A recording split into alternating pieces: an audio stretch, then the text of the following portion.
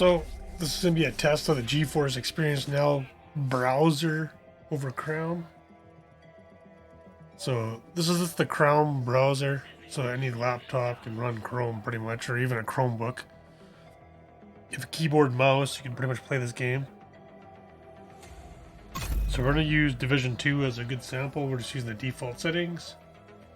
My network speeds are fiber optics to the house. So straight into the major fiber optic line right in the building. We're 100 down and 30 up.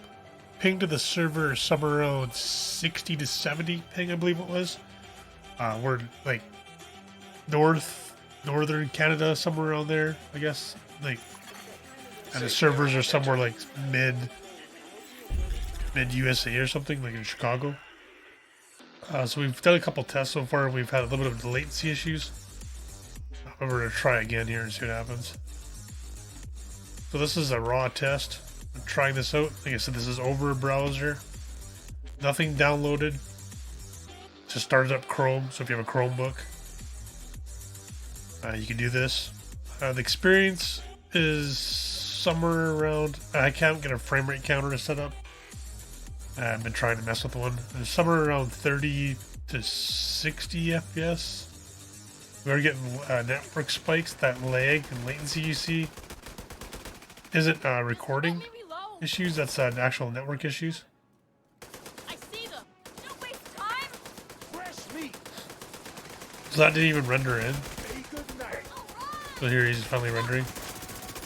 There. On the side.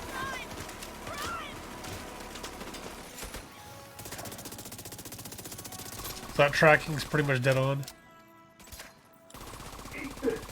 When the server works, it works really good. When it fucks up, it feels really bad. That's just due to my location being so far away from the servers.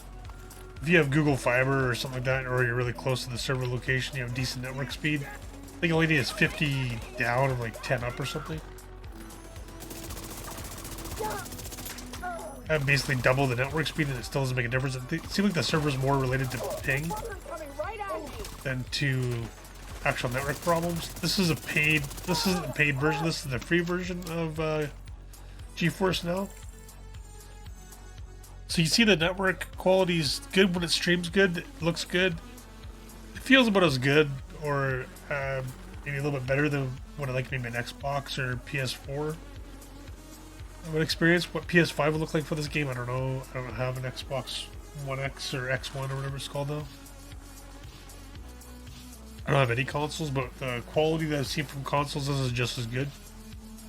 If this game runs around 50 FPS on consoles, 30 to 50. This is clearly well over 50 at times when the network doesn't lag.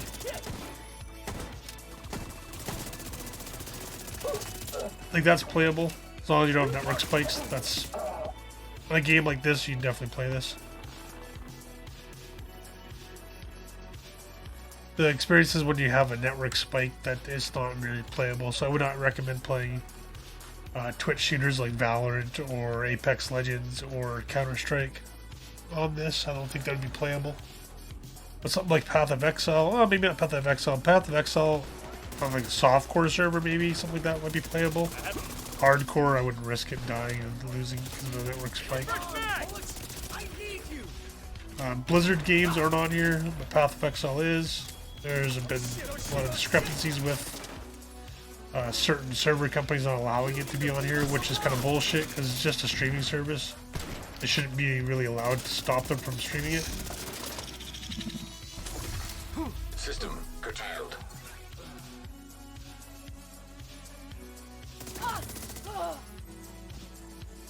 But overall, it's pretty playable. Restored. Said until you have a network lag spike, then it's kind of not. On the free version, you get 1 hour of playtime, then you have to restart. Then you go into a queue. The queues are maybe a minute or two. I've had 80 people ahead of me that it was like took 2 minutes to queue up.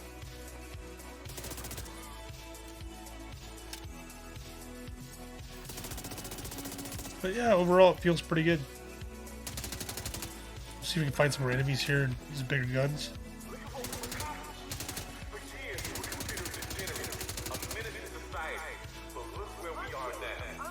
Yeah, sniper bullets. Don't have any.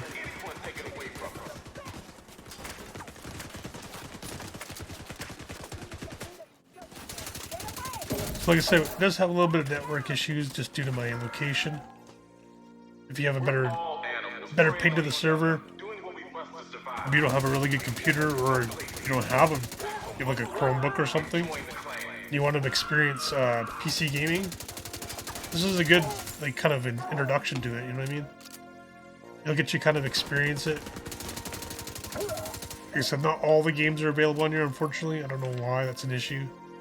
Or some developers not to allow it on the service, but it's just a streaming service. You still have to buy the game. Why they won't allow it to stream on a service like this? Maybe they feel like the quality of the game would drop. They don't want to have the latency collected with their game, but when the service works, it works really well. They have really high servers, or high quality servers. They have really good graphics cards and stuff in the servers, so the quality is there. Like I said, comparably to something like an Xbox or a PS3 or PS4, you're not going to be able to beat that. For if you consider if you have a $200 or $300 laptop, you're not gonna be able to play games on that, right? So you might be able to play something like League or something, but you're not be able to play a high fidelity game like this, where you could buy a basic couple $100 Chromebook and you can play pretty much any game, realistically any game now, as long as GeForce allows it to get set up.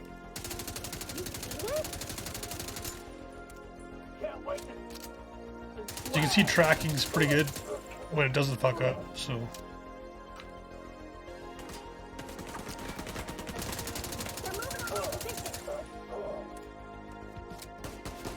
It's a little bit of strafing there, and keep tracking. It's not, the latency from the server to me, even though I'm, like I said, a high ping, isn't really that noticeable in a game like this. But when it does fuck up, it actually feels really bad. It's actually got to the point where it's froze sometimes. I had to restart the game. Serious trauma detected.